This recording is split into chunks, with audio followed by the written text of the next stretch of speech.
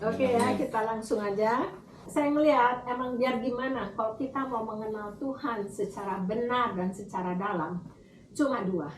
Ya firman Tuhan, itu yang Tuhan udah kasih ke kita, dan pengalaman kita pribadi dengan Tuhan. Itu yang kita benar-benar mengenal. Kalau kita cuma dengar itu orang ngomong apa, nanti kan yang orang bilang, orang penyanyi buta bilang burung nuri katanya, terbang tinggi katanya, sebabnya cuma katanya orang. Gitu. Jadi dan saya melihat Yesus sendiri juga akan mengatakan bahwa apa itu namanya di Matius 22:29, Yesus mengatakan kamu sesat karena kamu tidak mengerti kitab suci dan tidak mengerti kuasa Allah.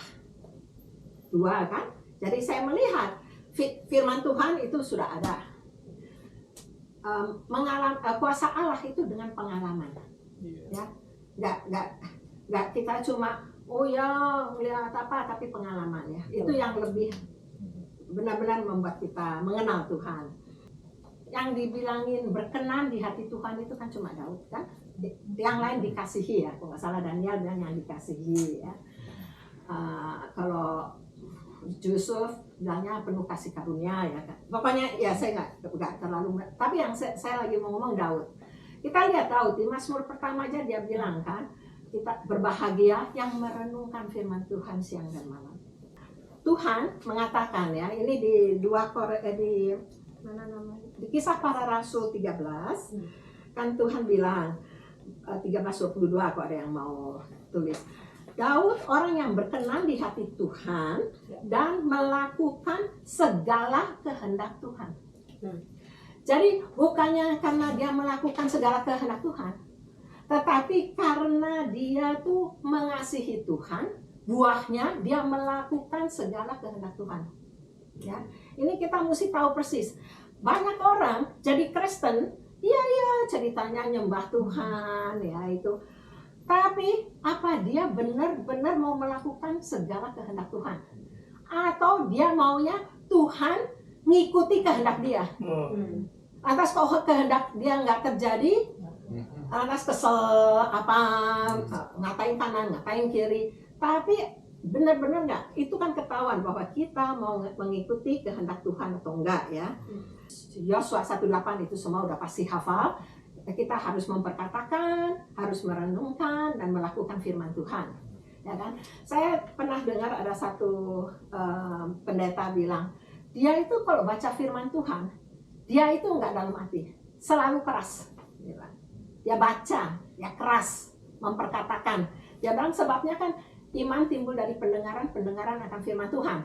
Jadi dia bilang daripada kupingnya dia dengar yang aneh-aneh, segala macam di dunia ini banyak aneh. Jadi biar kupingnya bisa dengar, biarpun hanya dia yang baca sendiri bisa dengar itu ya. Nah, lantas mengalami kuasa Allah.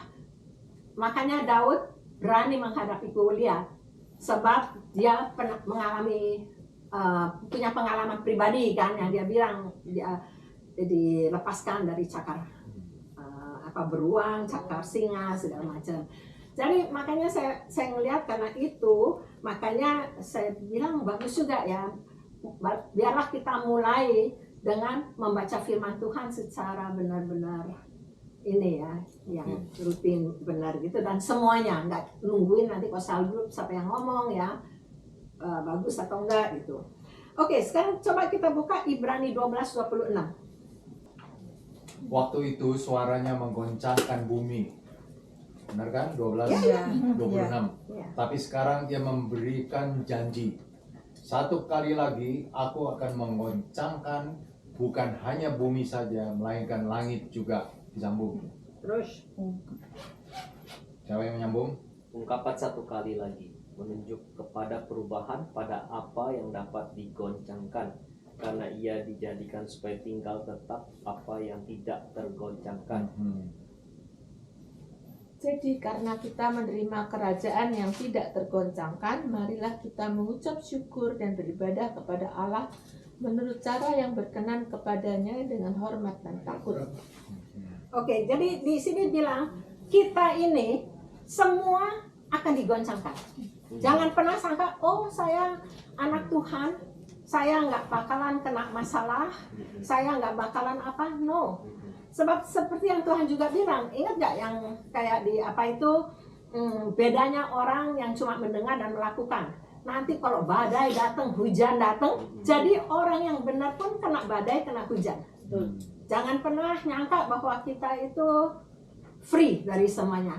Tetapi lainnya, kalau kita anak Tuhan, kita mendengarkan dan melakukan, kita tetap berdiri. Amin. Nah, dan di sini bilang kan semua digoncangkan, tapi nanti supaya ketinggalan yang tidak tergoncangkan.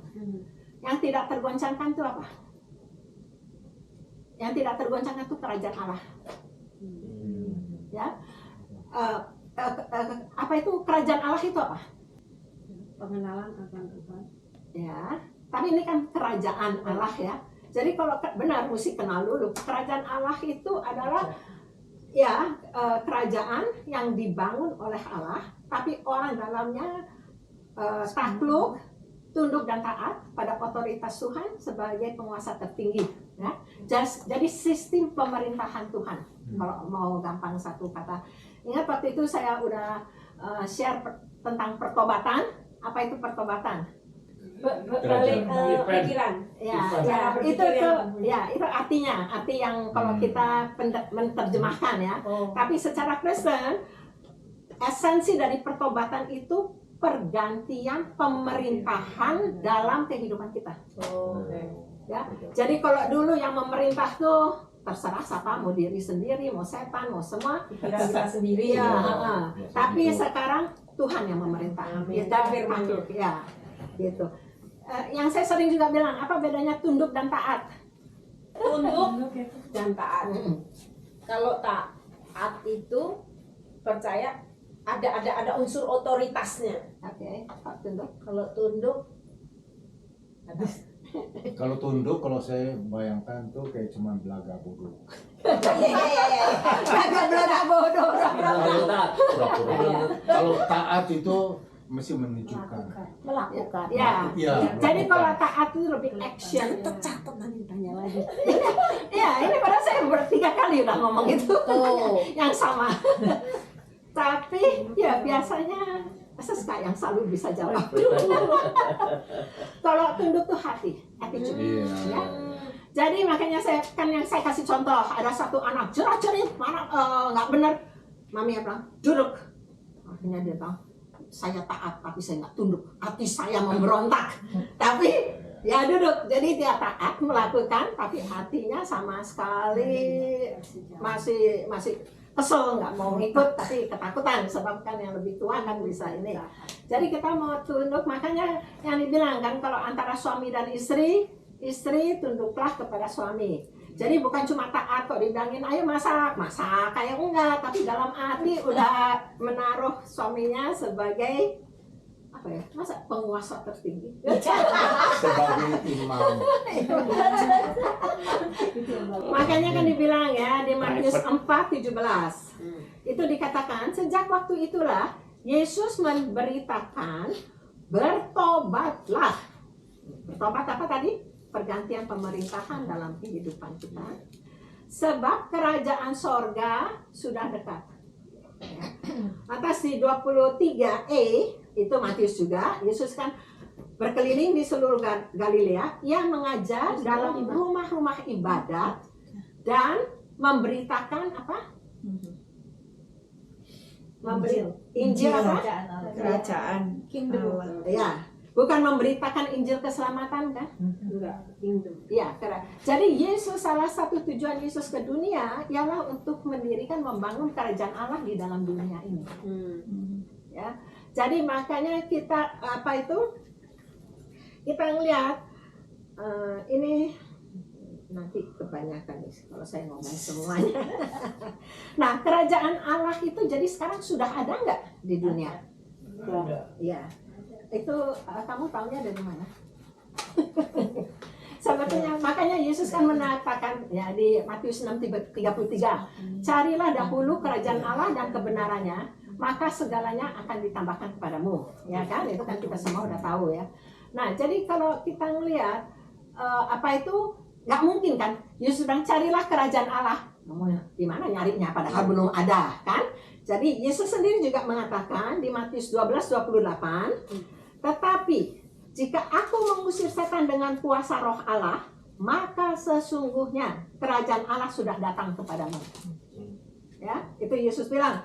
Lantas di Lukas 17:21, sorry ya, ini saya apa itu kalau kalian mau kalian bisa catat nomornya, nanti kalian bisa baca di rumah.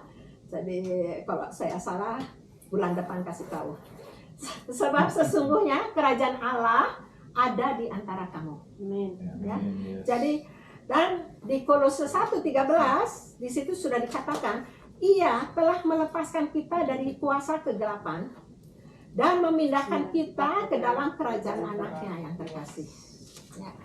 Jadi itu kita lihat ini lagi ngomong kerajaan Allah. Kalau kalian mau, ya lantas sekarang mengapa saya mengambil Matius mulainya? Ya, dulu kami juga yang udah bilang kan kalian tahu ya bahwa perjanjian lama itu semua firman Tuhan itu pusatnya Yesus. Amin. Ya kan? Amin. Jadi kok perjanjian lama dibilang Christ concealed, perjanjian baru Christ revealed, ya kan? Dan itu juga didukung di ayat, coba saya lihat, di Roma 10 ayat 4. Ya. Oke, siapa yang mau baca?